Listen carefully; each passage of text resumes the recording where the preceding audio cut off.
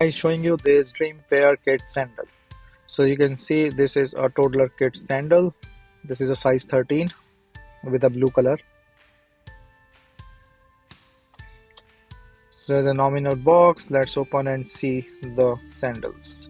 So the first impression while holding it is a lightweight, flexible, comfortable and then adjustable sandals for the kids.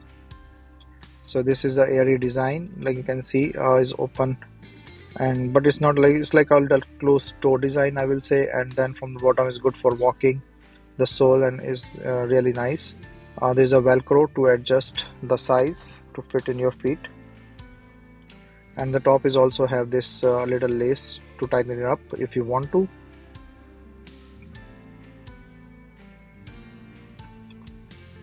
So in the summer it's a really nice like to kids to wear so that they will not feel that heat and the covered thing, but also protected the feet with a good sole and the front closed toe.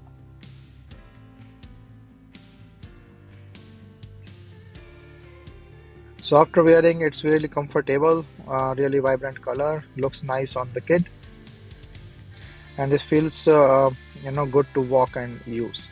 You can of course remove your shoe socks and then you can also use it directly.